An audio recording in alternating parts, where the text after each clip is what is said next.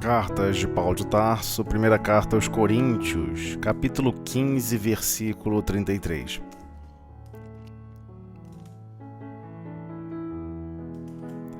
Mensagem presente no livro Pão Nosso, editora FEB, capítulo 74.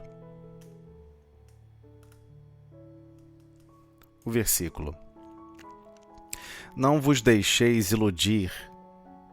As más companhias corrompem os bons costumes.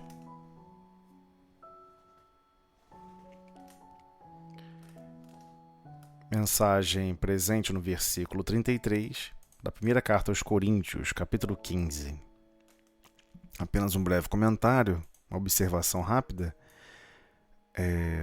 O versículo está aqui entre aspas, justamente porque Paulo cita provavelmente o poeta Menandro,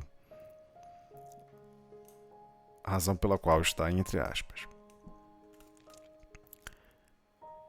Mais palestras, ou seja, mais conversas.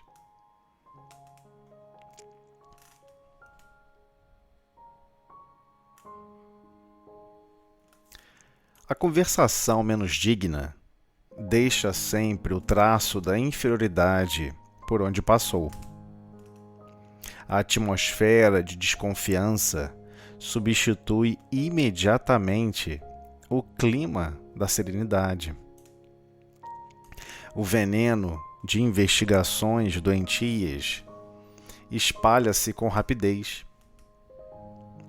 Depois da conversação indigna, há sempre menos sinceridade e menor expressão de força fraterna.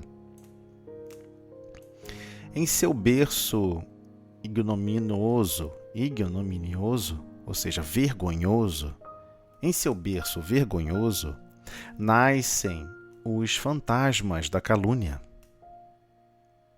que escorregam por entre criaturas santamente intencionadas, tentando a destruição de lares honestos.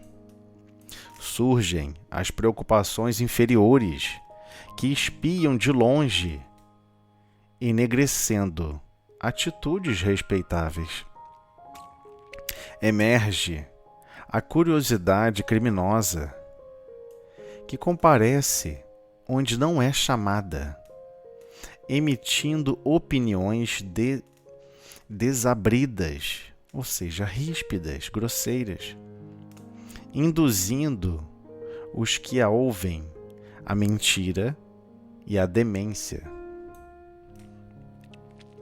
A má conversação corrompe os pensamentos mais dignos. As palestras, conversações proveitosas sofrem-lhe em todos os lugares a perseguição implacável, e imprescindível se torna manter-se o homem em guarda contra o seu assédio insistente e destruidor. Quando o coração se entregou a Jesus, é muito fácil controlar os assuntos e eliminar as palavras aviltantes, desonrosas. Examina sempre as sugestões verbais. Examina sempre as sugestões verbais que te cercam no caminho diário. Trouxeram-te denúncias, más notícias, futilidades, relatórios malsãos da vida alheia? Observa como ages.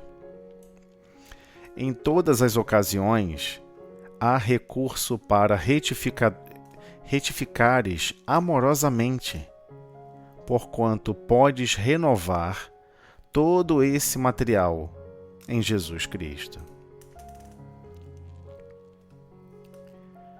Breve comentário.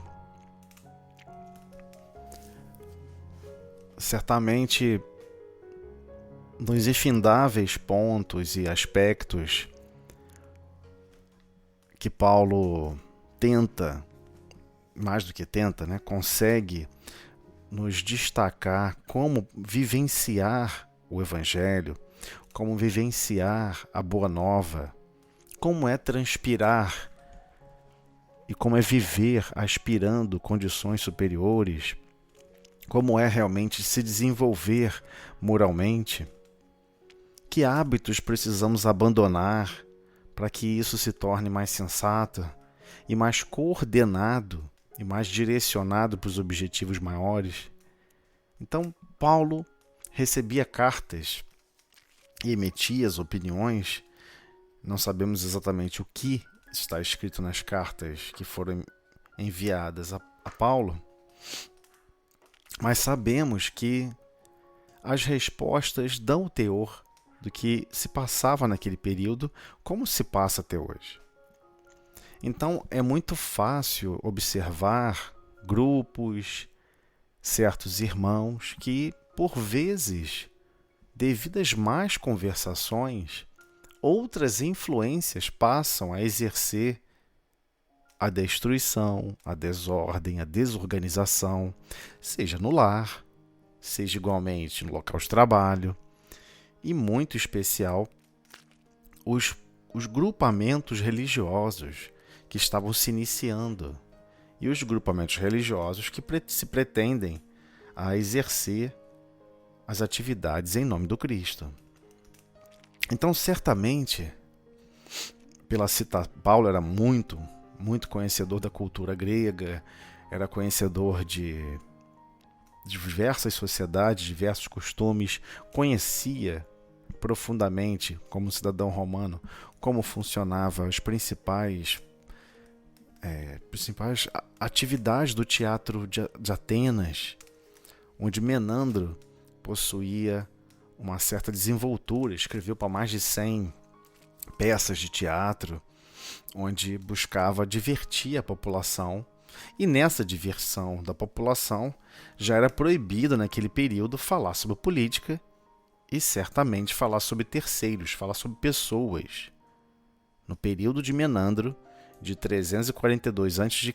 a 292 a.C., era proibido incitar a população contra pessoas, contra personalidades e contra estruturas políticas. Então, Paulo captura esse pensamento, essa frase: as más companhias corrompem os bons costumes. Então, mesmo aquelas pessoas que gostam de exercer uma conversação fraterna, carinhosa, com objetivos nobres e justos, por vezes caminham por assuntos menos dignos. E é sobre isso que a página vem tratar. E Emmanuel dilata esse pensamento de uma forma muito oportuna, especialmente para os dias atuais, com recursos mais avançados de comunicação. Enquanto a conversação ela só ocorria em grupos fechados e velados, e essa conversação era apagada com o tempo. Você acabou de falar, ninguém gravou, ninguém fez vídeo, ninguém registrou o áudio. Então, mesmo que a palavra pode ter sido torpe, esquisita, tenha criado um clima ruim em torno daquelas pessoas que estão convivendo em torno daquela conversação, tudo se desfaz em questões de minutos, se assim cada integrante o desejar, porque não fica registrado.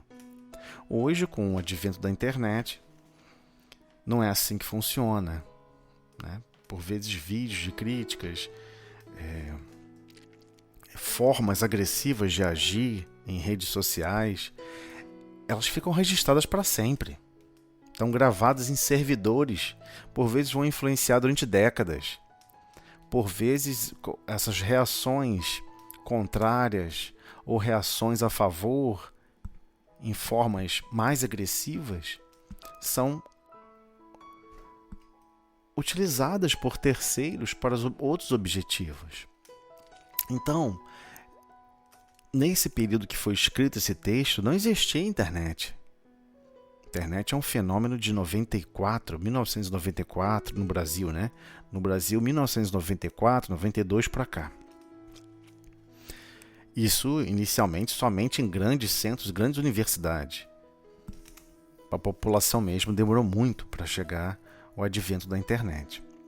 Então, a conversação menos digna, ela se tratava apenas do convívio pessoal, íntimo.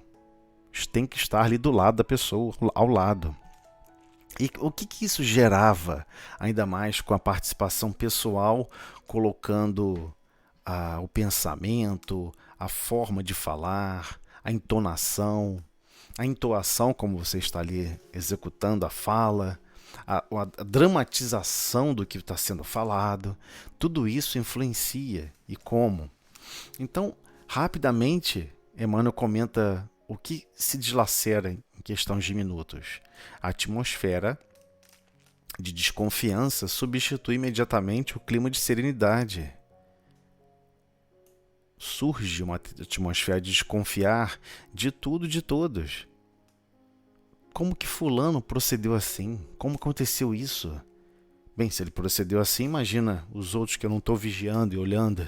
Então, cria um clima de desconfiança de tudo para com todos, que substitui imediatamente o clima da serenidade.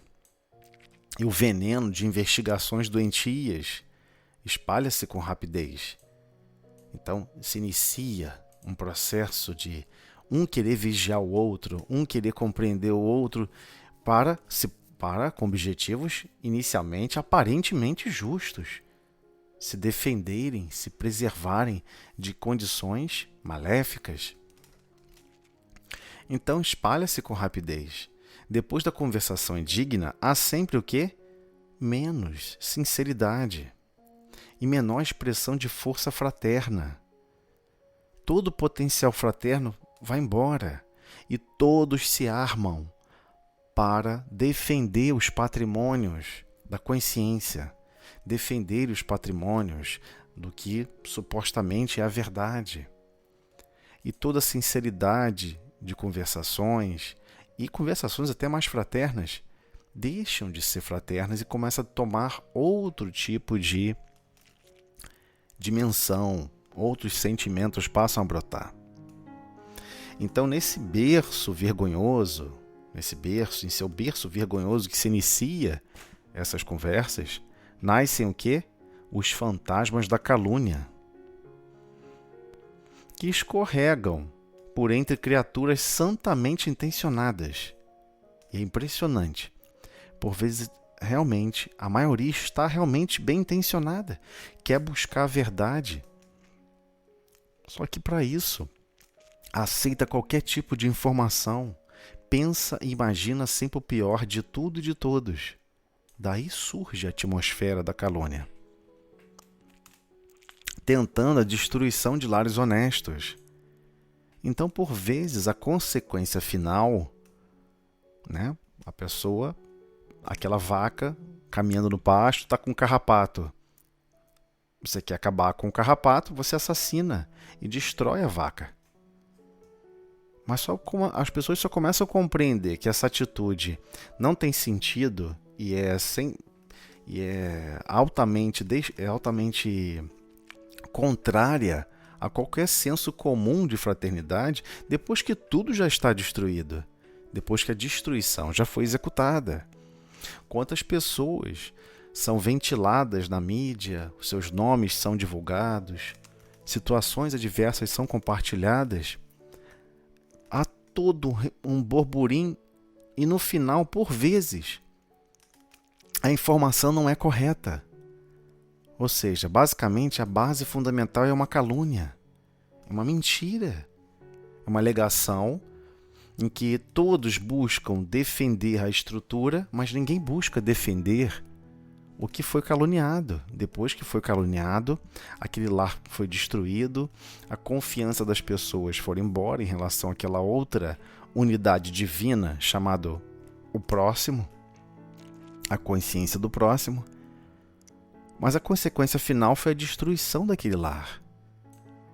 Então esse é um problema grave e por vezes surge de pequenas dúvidas e todos sempre se afirmam santamente intencionados.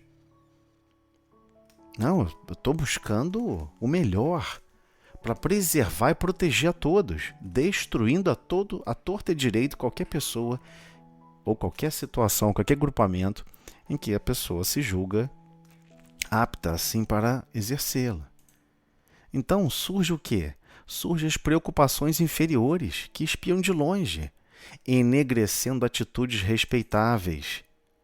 Então a pessoa não percebe que no fundo, não é que aquilo que ela está observando ou a situação que ela está comentando seja altamente condenável. Por vezes é ela mesma que enxerga tudo condenável, tudo destruído. Não enxerga o próximo como aquele que está tentando absorver os ensinos quando está na estrutura do poder e sofrendo com os problemas da estrutura do poder, ou com os recursos financeiros, com o poder material, igualmente com relação à cólera. Ou seja, todos os descobridores de homens, descobridores de seres humanos na Terra, estão sempre medindo e pesando os nossos corações. E aqueles que estão caindo são estudantes, são filhos de Deus que estão sendo enviados para desenvolver esse treinamento de suportar as más inclinações e buscar o melhor proceder, o melhor agir. Mas como funciona o comentário de quem está observando? É sempre um comentário destrutivo, desonroso.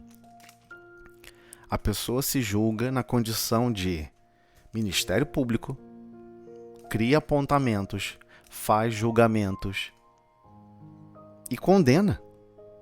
Então daí emerge a curiosidade criminosa, que comparece onde não é chamada, emitindo opiniões desabridas, ou seja, ríspidas, grosseiras. A pessoa começa a gritar que fulano é isso, fulano é aquilo outro, como pode?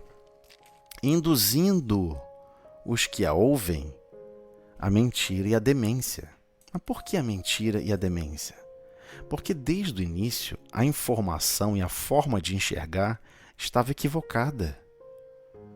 A pessoa está enxergando problemas onde não tem, está fazendo uma calúnia, a partir de uma calúnia, ou seja, relatando um fato que não é verdade, que é uma mentira, com consequências desastrosas para quem é citado, e acredita-se que pode fazer isso com julgamento prévio, sem nem analisar o que está acontecendo ou não.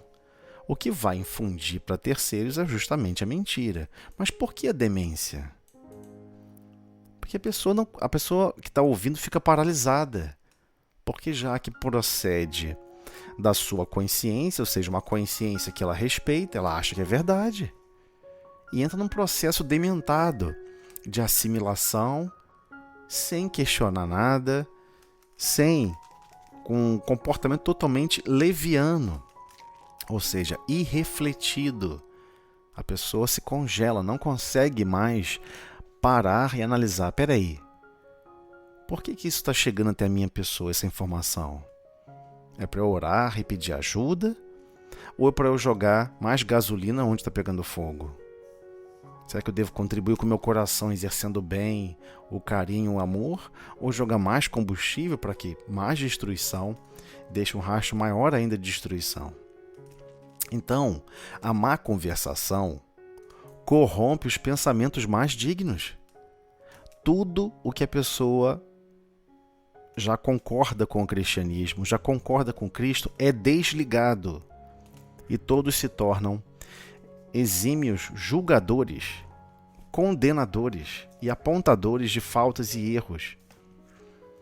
O problema é que, por vezes, isso vai para escalas impressionantemente maiores. Hoje, cita-se as pessoas em jornais e revistas e mídias sociais como se fossem pedras. Não se importa que ali há outra consciência, existem famílias, existe todo um laço interligado e talvez tudo que está sendo apontado não seja correto. E as consequências não tem como voltar atrás. O mal já está feito.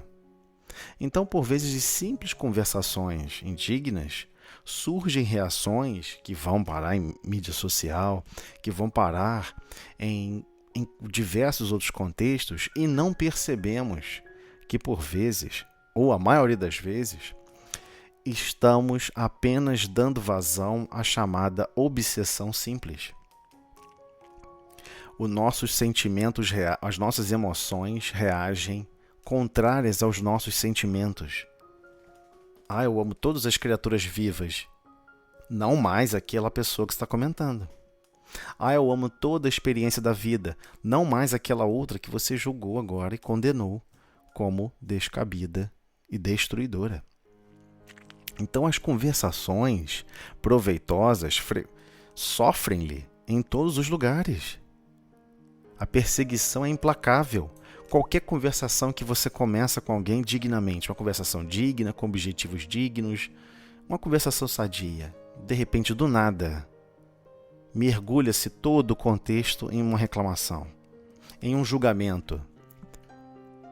E todos concordam, acham natural julgar os outros.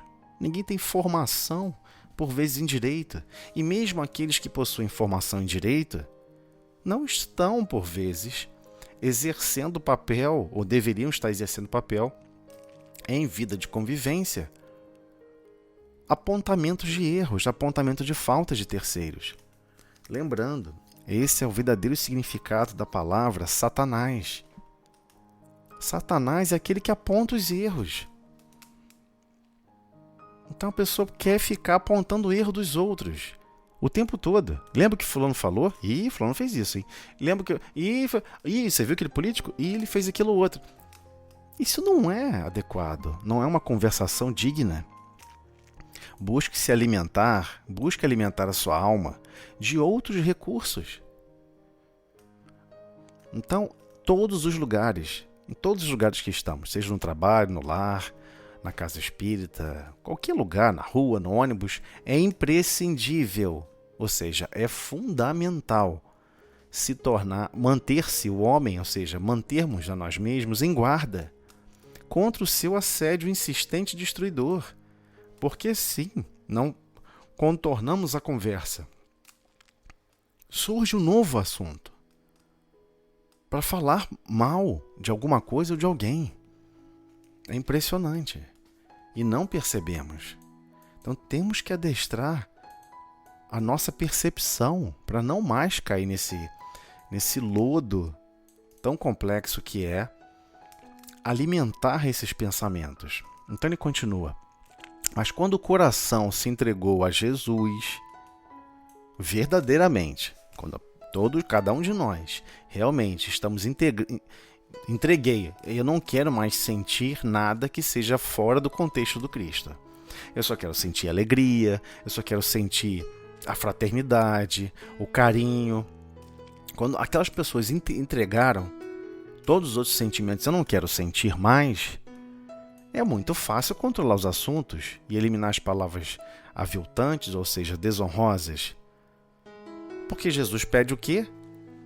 Como se reconhece, como entendia Jesus, a verdadeira caridade, benevolência para com todos, promover o bem para todos, indulgência, ou seja, tolerância, compreensão com relação às imperfeições alheias e perdão das ofensas.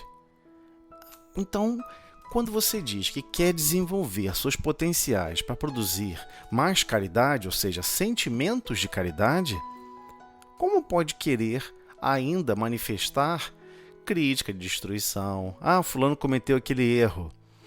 Mas da política a gente tem que se manifestar. Então vá lá e vota diferente.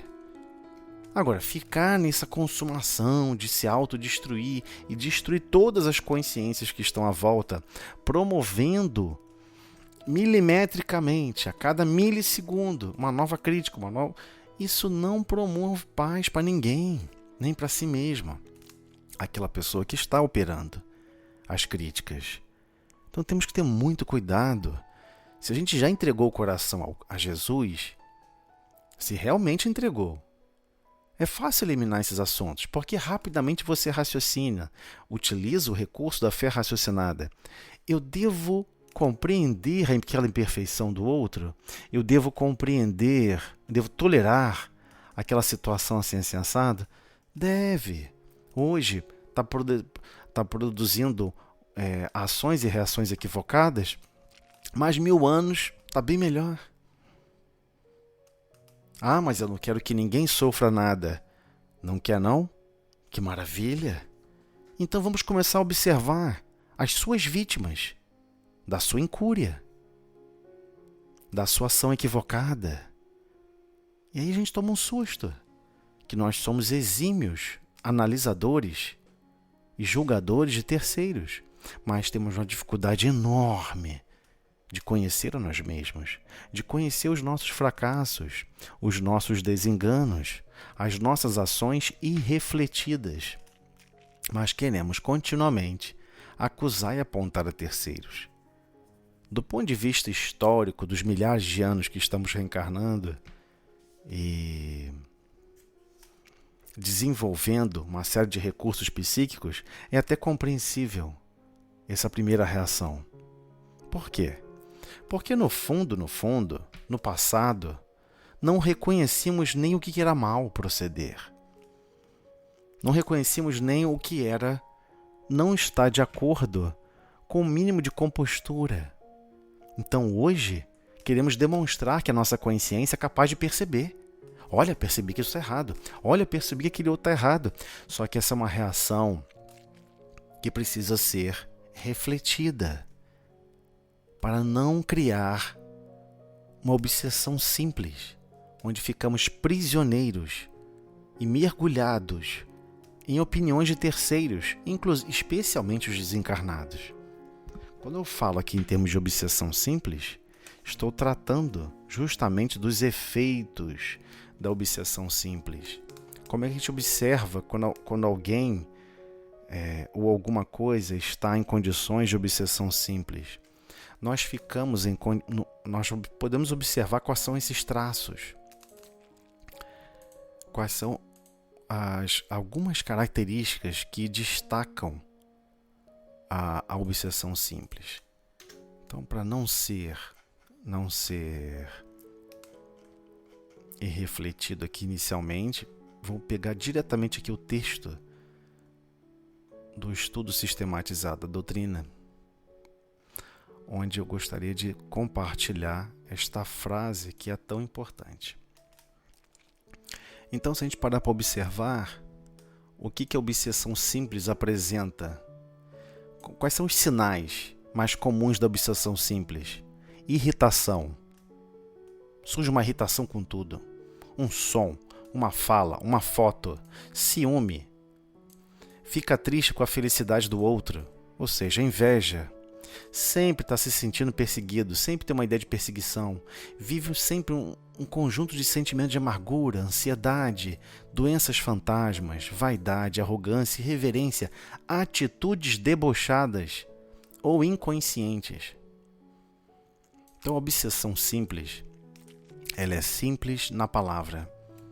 No dia a dia, nós observamos que estamos mergulhados nela em profundo impacto, em termos de quantidade e intensidade. A quantidade de situações que buscam enfatizar isso é impressionante. Então precisamos, já que queremos estar com o coração, ou seja, com o campo dos nossos sentimentos entregues a Jesus, como conciliar benevolência, produzir o bem, com críticas? Ah, mas minha crítica vai ser construtiva. Qual foi a consequência? Construiu alguma coisa? Bem, se não, então é esse o problema. A gente não para analisar as consequências do que nós falamos, as consequências do que nós incitamos em outros. Então, mesmo se refere com relação à tolerância e à compreensão com relação às imperfeições alheias. Se você não possui mais aquela imperfeição, ótimo. E se o outro está ainda patinando naquela imperfeição, seja caridoso, compreenda. seja compreensível, porque você entregou seu coração ao Cristo. E se você entregou, é fácil controlar esses assuntos e eliminar essas palavras jocosas, de deboche, destruidoras. Então, examina sempre as sugestões verbais que te cercam no caminho diário. Trouxeram-te denúncias, más notícias, futilidades, relatórios malsãos, ou seja, mal proceder da vida alheia de alguém ou de alguma família? Observa como ages.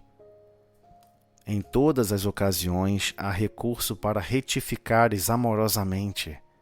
Por quê? Porquanto podes renovar todo esse material em Jesus Cristo. Mas como assim renovar em Jesus Cristo? É você chegar à noite, fazer uma prece e pedir: Senhor, obrigado, desculpa aí, eu escorreguei o dia inteiro falando bobagem, críticas, peguei notícias ruins, fiquei zangado, fiquei com raiva das pessoas. É isso? Você vai, joga pro Cristo e está tudo renovado? Não, é óbvio que não. Podes renovar todo esse material. Podes. Como? O como é o problema. O como é que precisamos renovar a geratriz dos nossos pensamentos. Como estamos gerando os nossos pensamentos. Esse é o processo de entregar para o Cristo esse material. Só dá para retificar amorosamente. Por quê? Porque você sabe que tem sempre o amanhã. Te espero amanhã. E no dia seguinte, Jesus aguarda a nossa contribuição. Você viu uma situação agressiva, uma denúncia, uma coisa grave? Ora por quem está errando. Pede a Deus que essa pessoa seja ajudada e amparada. Sempre vamos lembrar nesses casos do exemplo de Chico Xavier. Chico comprava os jornais mais sanguinolentos, aqueles jornais barra pesada, né, de banca de jornal, anotava o nome das pessoas que cometeram os crimes, obviamente também as vítimas. Não se protege ninguém, todos nós estamos sofrendo por não nos reconhecermos como filhos de Deus, onde todos nós somos irmãos. Então ele anotava o nome de todos, igualmente do criminoso, para orar por ele, para que essa alma seja transformada, receba auxílio, receba amparo. Ah, mas eu quero muito que seja feita justiça. Mas o que é justiça? O que é justiça? A justiça romana da terra? Ou a justiça de Deus, que funciona como justiça, amor e caridade? Essa é a verdadeira justiça. É uma única lei, chamada Lei de Justiça, Amor e Caridade. Livro dos Espíritos, 3ª parte. Então, quando despertarmos para isso, vamos compreender que a condução do nosso pensamento em mais conversações pode abrir janelas e situações descabidas que vão desconstruir o pouco de equilíbrio que temos. Por isso que Paulo cita esse trecho de alguma peça de Menandro: as más companhias corrompem os bons costumes. Mas quais são os bons costumes? Mas são palavras dignas, que são de incentivo, que são de superação, que gera bom ânimo, que gera carinho, que gera fraternidade, e sempre envelopada com afabilidade e doçura, que são as marcas da benevolência. Então precisamos nos atentar, hoje e sempre, sobre como guiamos nossos pensamentos em todas as conversações, para mantermos o nosso coração entregue realmente ao Cristo, hoje e sempre.